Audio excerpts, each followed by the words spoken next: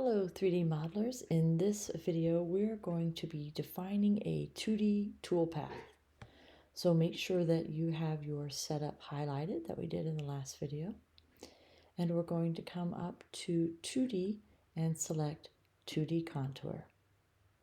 And this is going to give us one of these dialog boxes with 5 different tabs. There's a lot of details here. I'm going to give you a handout in class that has a photocopy of these, so you'll have these numbers beside you. And it'll make it a lot easier for you to fill out each of these things. But in the video, I'll talk you through it so you understand why we're selecting what we're selecting.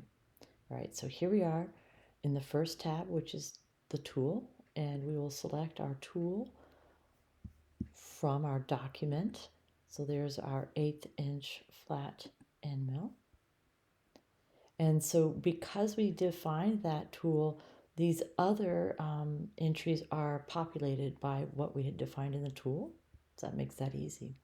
We'll go to our second tab, and here we're going to select where the tool is going to be cutting. So the contours we want are the bottom contours. So as you roll over your document, make sure you are just selecting the bottom contour. I also want to show you something else here. I'm going to go to the top and show you, can you see these arrows? These arrows are kind of like toggle switches. This red arrow indicates that the tool, the end mill, is going to be cutting along the outside of this object, which is exactly what we want. But I want you to see this is a toggle switch. If we toggle it like that, now the red arrow is inside. So the same contour would be cut, but the tool would run along the inside of that contour. All right, so just take a look and verify that your arrows are on the outside of the contour you want cut. I also noticed that I need to be sure to go in here. Sometimes we'll forget these things. And these slots that I have, not all of your designs have a slot, interior slot, but this one does. Some of you will need to be doing this. And it's not allowing me to click through this, so I'm going to just rotate that slightly so I can get that bottom contour. Okay, so we have selected our contours, and we also want to enter some data in the tabs. So the tab's shape should be triangular, and the tab width, we're going to try 0.625. This is a small tab. I had done a little bit larger tab previously, and it required a little more cutting than I wanted. So we're going to try a smaller tab. So it's triangular, 0.625 wide, 0.625 high. Tab positioning should be by distance. That might be a different value, but make sure it says by distance. And positioning method, we would like that to be by segment. Now, the next thing that needs to happen, I can see, you see how big those tabs are? That visually alerted me that I mistyped this entry. This should be 0.0625. There, now those tabs are smaller. We're going to test this in class, and I might be giving you guys some alternate information for the tab width and height, so stay tuned. But as of right now, those are the numbers we'll use. The tab distance, can you see that there are 4 tabs along here? I think that's more tabs than we need. So in this case, I'm going to type in 1.5. This is sort of a take a look, put in some numbers, see how it turns out.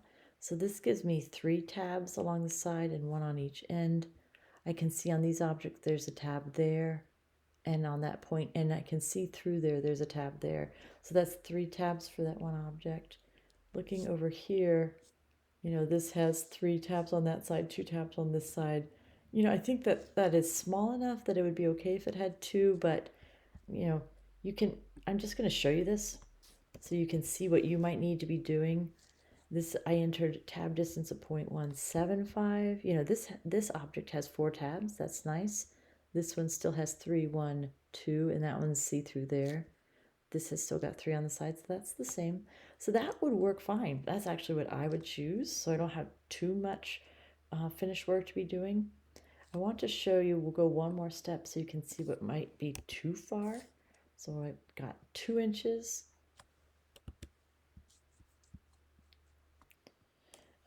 Let's try 3. Trying to show you guys an example of not enough tabs. So this is beginning to feel too few. This rectangle only has 2 tabs on opposite sides, and so I do not consider that safe. And so that would be like when you're looking at yours, because your sizes are different, everyone's is different. That's what I'm talking about, is in the tab distance, go in there and try different numbers until you get approximately 2 tabs per side. So now I've returned to what I think is a safe amount. Not too few, not too many. That'll be nice. All right. That's our tabs. So now let's go to our next tab at the top of the dialog box, which is called heights. And I like to do this starting from the bottom here. So starting the bottom height, let's definitely define the bottom height as selected contours. So there's a number of options, but verify it is selected contours. And we're going to put in a value of 0.00, a minus sign, minus 0.007. The minus sign is important because this is how the tool is going to cut down into the wasteboard just a little bit. And then we'll move up from here. The top height should equal the stock top, and there will be no offset. The feed height should be from the top height, and we're going to offset this 0.1 inches. Moving up to retract height, that can also be from the stock, and we'll call that 0.1 inches. And then now at the clearance height, that can be from the retract height, and that will be a value of 0.2 inches. All right, so that's all we need to do on our clearance tab. We'll move over to the passes tab. And here in the passes, we'll start our first data that we want to enter is sideways compensation. We want that to be right. That's a clockwise direction that it will be moving. And then we'll come down and we'll click the box. Here, let's contract passes and click the box for multiple depths.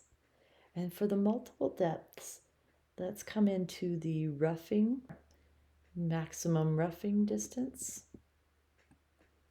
And we'll put in 0.06. And then for our finishing, we'll finish only at the final. And we will use even step downs. We can unclick rough final. There we go. That's what we need to indicate on our passes tab. And then on our linking tab, the 5th tab, let's go in here and we can make this safe distance, make that a value of 0.1. Very good. So that's all we need to do on our 2D contour tab. So we'll hit OK. And you can see now that it's defined this toolpath. You can see it's going 1, 2, 3, 4, 5 times. It will cut around this. And in our next video, we are going to simulate this and post-process it. So we'll see you there.